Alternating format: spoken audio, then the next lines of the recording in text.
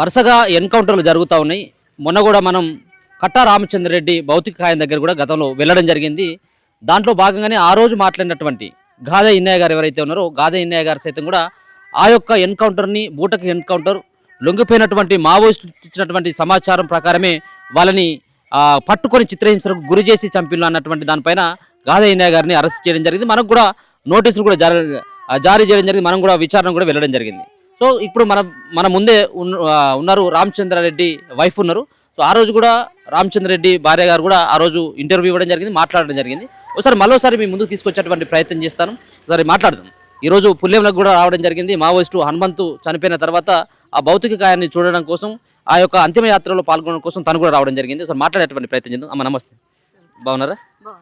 మీరు చూస్తూ ఉన్నారు కదా గాదే ఇన్నయ్య గారికి, అంటే మీ భర్త చనిపోయినప్పుడు ఆయన మాట్లాడినటువంటి మాటలు కావచ్చు, ఈ రోజు జరిగినటువంటి ఎన్కౌంటర్ కావచ్చు. సో ఈ అంతా కూడా ఎట్లా ఎట్లా చూస్తారు? ఇదంతా వాళ్ళ కుట్రలో ఒక భాగమే. వాళ్ళు ద్రోహులు చేసిన సమాచారం మేరకు ఏదో గదయిన్నయ్య వాళ్ళని కూడా తిట్టాడు కదా, లొంగిపోయిన వచ్చిన వాళ్ళను. అదొకటి. నిజానికి అసలు గదయిన్నను అరెస్ట్ చేయడంలో వేరే కుట్ర ఉంది. కానీ ఇది ఒకటి షో పుటప్ చేసి ఇక్కడ ఏదో అగ్రెసివ్గా మాట్లాడని. అవును, పురుగులు పట్టిన శరీరాన్ని చూస్తే మానవత్వం ఉన్న మనుషులకు ఏ మనుషులైనా కదిలిపోతారు. మరి గాదా ఇన్ననే కాదు కదా అట్లాంటి మాటలు మాట్లాడింది. అది మోడీని కానీ అమిత్ షాని కానీ చాలామంది తిడుతున్నారు, దుమ్మెత్తి పోస్తున్నారు మోడీ అమిత్ షాని. మరి వాళ్ళని ఎందుకు అరెస్ట్ చేయడం లేదు? చెయ్యొద్దు కూడా, ఎందుకంటే వాస్తవాలు పలుకుతున్నారు కాబట్టి. మీరు ఎందరినన్నీ అరెస్ట్ చేస్తారు? అదొకటి. ఇట్లా చంపుకుంటూ పోతే ఏం ఏం ఏం సాధిస్తారని. అసలు వాళ్ళు మావోవాదులు లేని రాజ్యాన్ని తీసుకొస్తానని ఏదో పలుకుతున్నారు. రేపటికి మావోవాదులు కాదు, అక్కడ ఉన్న ఖనిజ సంపదకే అని నేను ఖనిజ సంపద కొరకే వీళ్ళని అందరినీ హతమార్చి అక్కడ సంపదను అదాని అంబానీ వాళ్ళకి అప్పచెప్పాలి, అంటగట్టాలి. వాళ్ళ నుండి కూడా షేర్స్ అవి ఇవి తీసుకోవాలని ఇదంతా కుట్ర. చంపేస్తున్నారు, ఇంకేం లేదు. అరెస్టులు చేస్తున్నారు ఉన్న వాళ్ళని. అంటే నోరెప్పితే భయపట్టించడానికి ఇదంతా. ఇంకెవరు నోరెత్తొద్దు, ఇంకెవ్వరు మాకు విరుద్ధంగా మా గవర్నమెంట్కి కానీ లొంగిపోయిన వాళ్ళకి కానీ దానికి విరుద్ధంగా మాట్లాడొద్దు అనే తప్పితే ఇంకోటి ఏం లేదు. ఇప్పుడు మీ ఆయన కూడా కేంద్ర కమిటీ సభ్యుడు. ఇప్పుడు ఉన్నటువంటి హనుమంతు సైతం కూడా కేంద్ర కమిటీ సభ్యుడిగానే ఆయన చివరి శ్వాస వరకు కూడా అదే దాంట్లో పనిచేయడం జరిగింది. సో ముఖ్యంగా ఇట్లాంటి కేంద్ర కమిటీ సభ్యులకు సంబంధించినటువంటి సమాచారాన్ని లొంగిపోయినటువంటి మావోయిస్టులే ఇస్తున్నట్టుగా ఏమైనా ఇంకా అనుమానం ఉందా? మీరు గతంలో కూడా చెప్పడం జరిగింది, లొంగిపోయినటువంటి మావోయిస్టులు ఇచ్చినటువంటి సమాచారం మేరకు ఇటువంటి ఎన్కౌంటర్లు అవుతా ఉన్నాయని. అవును, అది అన్నా కాకుండా నేను ఒక్కదాన్నే కాదు, ఆల్ ఓవర్ ఇండియా కాదు, వరల్డ్ మాట్లాడుతుంది. ఇట్లాంటి ద్రోహం చేయడము ఒక ప్రపంచ చరిత్రలోనే వాళ్ళు ఉన్నా లేకున్నా మిగిలిపోతుంది. ఇది ఇంత పెద్ద ద్రోహము జరిగినాయి, ఇట్లాంటివి చాలా జరిగినాయి. ఎన్నోసార్లు ఎన్నో ఇట్లాంటి కగార్ లాంటి ఇట్లా ఇంకా చాలా తెచ్చారు, కానీ ఎప్పుడు సక్సెస్ కాలేదు. ఇప్పుడు కంచె చైన్ వేసినట్టుగా వాళ్ళే అక్కడ చెప్తున్నారు, అన్ని నంబర్స్ ఇచ్చి ఇది ఇచ్చి అది ఇచ్చావు. కాబట్టి అఫీషియల్గా అన్అఫీషియల్గా వాళ్ళే అంతే.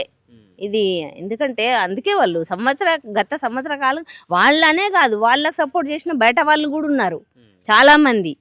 వాళ్ళు బయటపడతలేరు అంతే.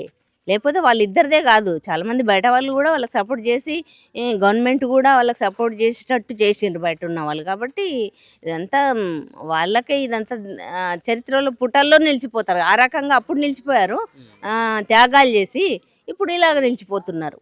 మావోయిస్టు అగ్రనేత అయినటువంటి మరో వ్యక్తి కూడా ఇటీవల చనిపోవడం జరిగింది, హిడ్మా. సో హిడ్మా ఎన్కౌంటర్ పట్ల మీ స్పందన ఏంటి? నాకు తెలియదండి హిడ్మా గురించి. దీన్ని అంటే హిడ్మా కన్నా ఇంకా గొప్ప గొప్ప వాళ్ళు ఉన్నారు, మిలిటరీ పరంగా కూడా ఉన్నారని తెలిసింది. కానీ ఆదివాసులు కూడా ఉన్నారు. కానీ ఇంకా ఈయన ధైర్యము, అక్కడ చేసిన త్యాగాలు, అక్కడ చేసిన పనులు ఆదివాసుల పట్ల, అట్లా ఆయన కూడా చాలా గొప్ప యోధుడే, అమరవీరుడే అని తెలుస్తుంది. అయ్యి ఉంటాడు. ఇప్పటికే రాజ్యం కూడా ఒక ప్రకటించడం జరిగింది. ఉన్నటువంటి వాళ్ళంతా కూడా ఇంకా అడవిలోనే ఉన్నటువంటి నక్సలైట్లు సైతం కూడా ఇక లొంగిపోవడం మాత్రమే మీకు ముందున్నటువంటి ఆప్షన్. మీరు ఆయుధాలతో లొంగిపోండి అని చెప్పేసి ఒక ప్రకటన ఇస్తా ఉన్నారు. లేకపోతే ఉంటే ఇక లేదు, ఇక మీకు ఇంకో ఆప్షన్ లేదు, ఇక చచ్చిపోవడం మాత్రమే అని చెప్పేసి కూడా ప్రకటిస్తా ఉన్నారు. దీని పట్ల మీరు ఏమంటారు? అది ఇంకా వాళ్ళు అంటే వాళ్ళ మీద అసలైతే 302 సెక్షన్ వాళ్ళ మీద అమలు చేయాలి. అట్లా ఎంత గవర్నమెంట్ అయితే ఇక్కడ ఇట్లాంటి అథారిటీ ఉందా వాళ్ళకు ఉందా? ఆ, ఎవరినో పట్టుకొని ఒక్క కేసును ఒక వందలాది వేలాది మంది మీద వేస్తున్నారు. మీకేం ప్రూఫ్స్? మీకు ఎవరు ఇచ్చారు సమాచారం? కోర్టులైనా ఎవరైనా అక్కడ విట్నెస్ని పిలిపించి తీసుకొని దాని ప్రకారం శిక్ష విధిస్తుంది. ఆ విట్నెస్లు కూడా వాళ్ళు వాళ్ళ తొత్తులే. అట్లాంటి వాళ్ళనే విట్నెస్లుగా పెట్టుకుంటారు కొనుక్కొని. అయినా అట్లాంటి విట్నెస్ కూడా మీ దగ్గర లేదు కదా. వీళ్ళే చేశారు, వీళ్ళే అంత వీళ్ళే అంత ఆదివాసులకు అన్యాయం చేశారు అనేది ఎట్లా చంపుతారు? మీకే ఇవ్వాలి అట్లాంటి శిక్షలు, మర్డర్ శిక్షలు, అంతకన్నా ఉరి శిక్షలు వేయాలి మీకు. సో ఇప్పుడున్నటువంటి ఇంకా ఈ టెక్నాలజీ పెరిగినటువంటి సందర్భం కావచ్చు, పోలీసు బలగాలంతా కూడా కుమ్మింగ్ నిర్వహిస్తున్నటువంటి సందర్భంలో ఇంకా మావోయిస్టులు ఇంకా అడవిలో ఉండాల్సినటువంటి ఆస్కారం ఎంతవరకు ఉన్నదని చెప్పేసి భావించవచ్చు. వాళ్ళు ఇప్పుడు ఉన్నటువంటి ఆప్షన్కి వాళ్ళు ప్రజాక్షేత్రంలోకి రావాల్సినటువంటి అవసరం ఉందని అంటారా, లేకపోతే అక్కడే ఉంటే పోరాడాలన్నటువంటి ఒక సంకేతం ఏమన్నా మీరు ఇవ్వగలరా? ఎందుకంటే మనం చూస్తూ ఉన్నాం, ఇక ఉన్నటువంటి ఆప్షన్ ఒకటి మాత్రమే కనబడతా ఉంది. అడవిలో నమ్ముకొని ఉండి ఇంకా గన్ను పట్టుకొని పోరాటం చేస్తే ఇక చావు మాత్రమే మిగిలి ఉన్నటువంటి పరిస్థితి కనబడతా ఉంది.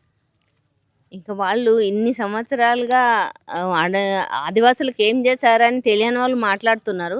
వాళ్ళకి తెలిసి అక్కడ ఆదివాసులకు ఏ స్థితి నుండి ఏ పరిస్థితి నుండి అంత పోరాడే స్థితి వరకు తెచ్చారో అక్కడున్న ఆదివాసులకు కానీ అక్కడున్న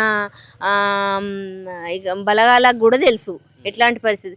అట్లాంటప్పుడు కొందరు లొంగపరుచుకొని వాళ్ళకి వాళ్ళు ఏం చేశారు, స్థానికుల్ని మేము లొంగపరుచుకోలేకుండా ఇక్కడ మేము ఏం సాధించలేము అనే దాంతో స్థానికుల్ని లీడర్షిప్తో స్థానికుల్ని లొంగపరుచుకొని చేస్తున్నారు.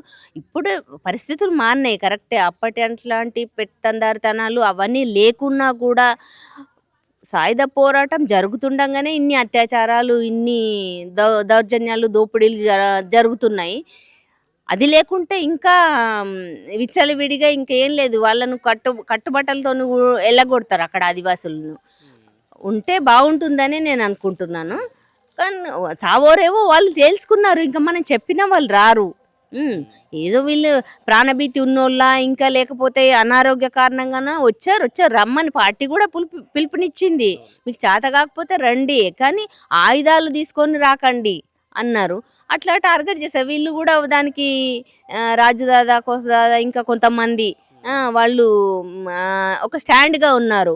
నిరాయుధులు వెళ్ళడం వేరే దగ్గర వేరే స్థావరాలలో ఉండాలి అనేది వాళ్ళు ఎప్పటి నుండో చెప్తున్నారు ఈ అమరులు కూడా, రాజుదాదా లాంటి వాళ్ళు.